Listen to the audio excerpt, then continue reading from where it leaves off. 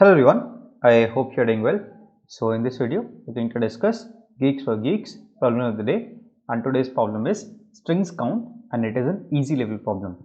So the problem says that we have been given value n and we have to count the number of strings of size n which can be made using A, B and C, and the condition is there should be at most one B and at most two C's in the final string, right? So this can be solved with a bit of casework, and later I'll tell you how to how we can make the casework a little bit better. So first of all, we are restricted to only at most one. At maximum there will be one B, and at maximum there will be two C's, right? So let's consider this particular case where the value of n is equals to 3.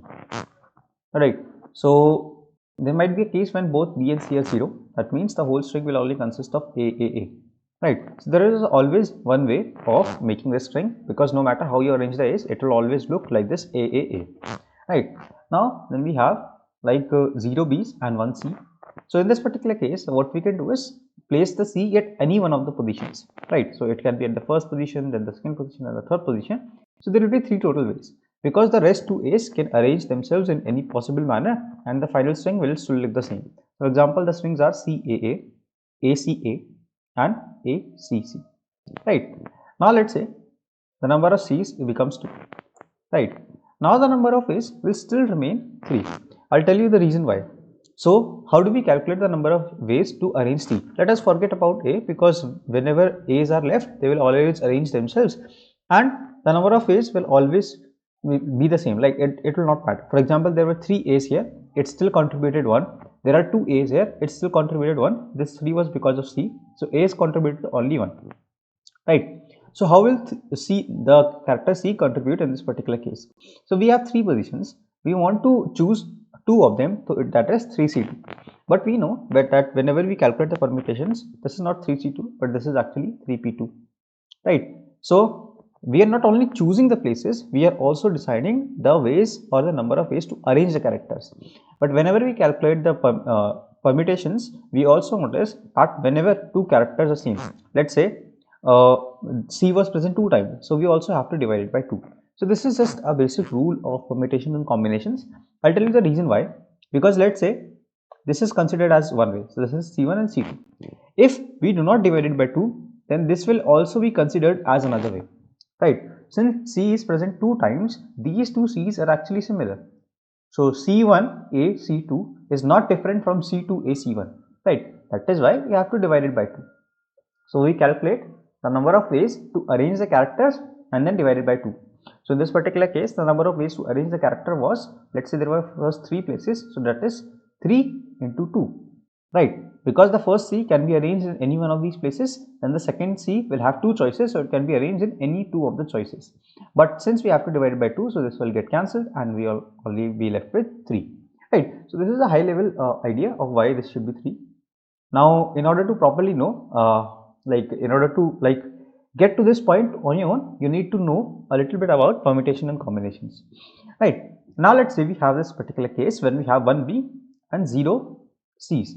So in this case also there will be 3 possible combinations, because I can arrange B at any one of the places. You can just replace this C by B here, so it can be B A and A B A and then A B B, right? Now what I can do is I can increment it by 1 and then mark it as 2. So in this particular case, what will happen is, let's say there are 2 C's, right?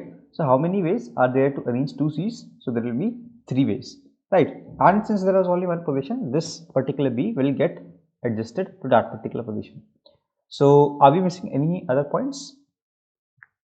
Right. So we did not consider this particular case. So before this particular case, there should be a case like 1 1. Right. So we talked about 1 0, then we directly jump to 1 2, but we should also consider 1 1 as well. So this will be the case where, let's say, C will have 3 choices, right? So C can come here, now come here, right? So let's say C will have 3 choices, and then B will have 2 choices, right? Out of the remaining 2, we can be at any one of the positions, so this 3 into 2.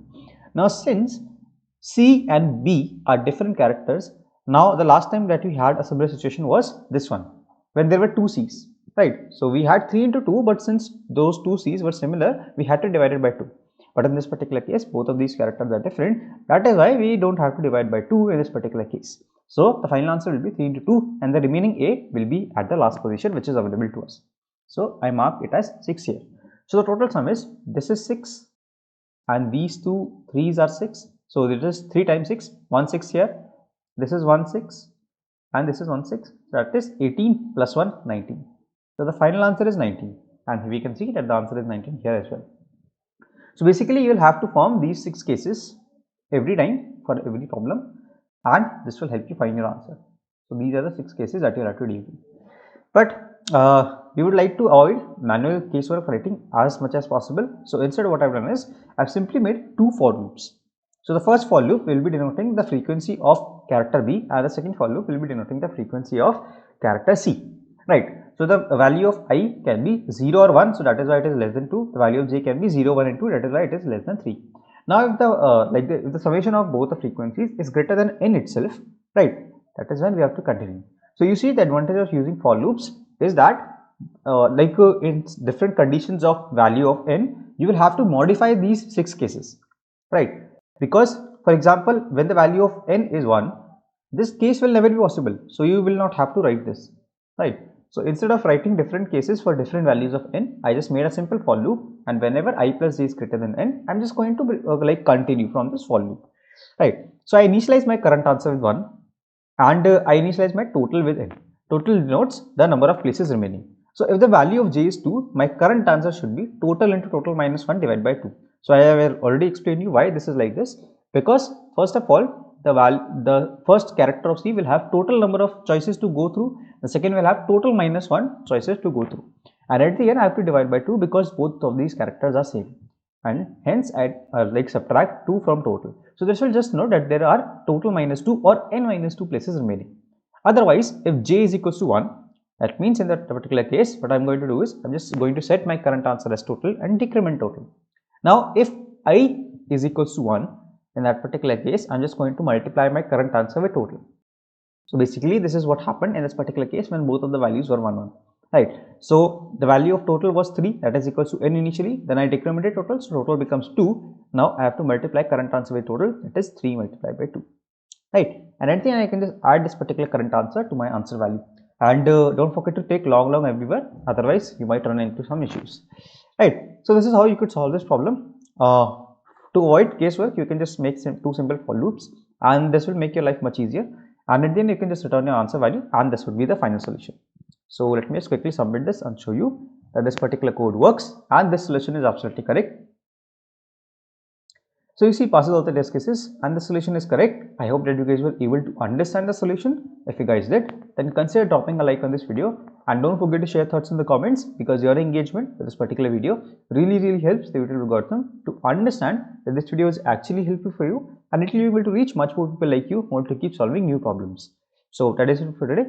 Till the next video rocks, keep coding, stay safe, bye bye.